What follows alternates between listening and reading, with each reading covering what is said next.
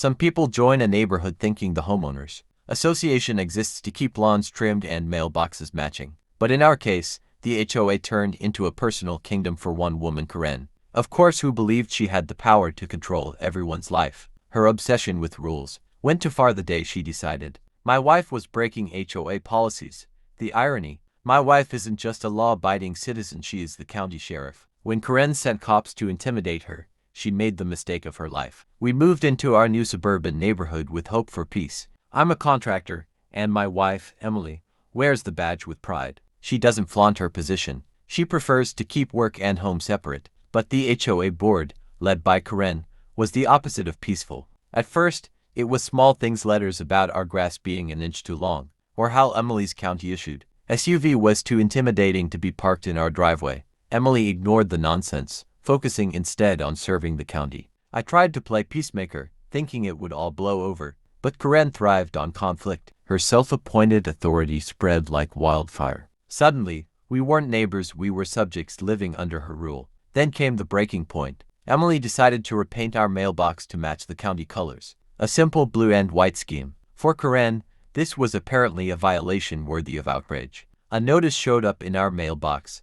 Mailbox does not comply with HOA regulation. Correct immediately or face fines. Emily laughed it off. But I saw Karen watching from across the street. Arms crossed, smug grin plastered on her face. This wasn't about the mailbox. It was about power. The fines started rolling in. First $50, then $200. When Emily didn't respond, Karen cranked it to $500. We refused to pay, it was extortion. That's when things escalated. One morning, flashing lights appeared outside. 2 police cruisers rolled into the cul-de-sac, and Karen strutted down the sidewalk like she had summoned divine justice. Finally, she sneered, "The law will deal with you." I opened the door, confused but calm. The officers approached, asking for my wife. Emily stepped forward, still in her sheriff's jacket from a late shift. Karen shoved a binder of HOA infractions at the officers, demanding Emily's arrest for repeated violations and harassment.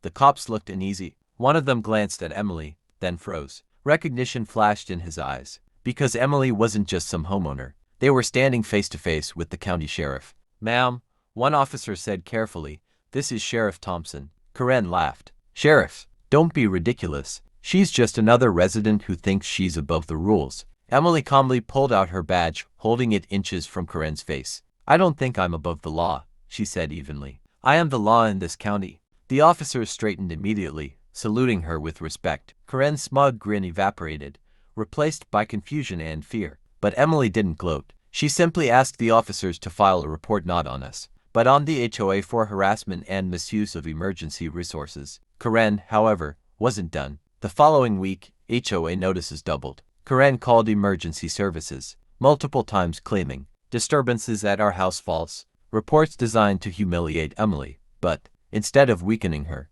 it gave Emily exactly what she needed. One evening, Emily walked into the HOA's monthly meeting. The community center was packed, Karen at the front, barking about lawless residents ruining the neighborhood. Emily waited for her turn, then calmly stood. She introduced herself formally as county sheriff, presenting a stack of reports documenting Karen's harassment, false emergency calls, and misuse of law enforcement. The room went silent. Neighbors who had been bullied into compliance looked up with wide eyes. For the first time, they realized they weren't powerless. Emily continued, her voice steady but commanding. "When you call law enforcement under false pretenses, you're not just wasting resources, you're endangering real emergencies. That ends tonight." Karen tried to interrupt, shouting about HOA authority, but Emily cut her off with a single sentence that echoed through the room. "The HOA is not above the law, and neither are you." A wave of murmurs spread across the neighbors. Some clapped, others whispered in relief. Emily issued Karen a formal citation for harassment and false reporting.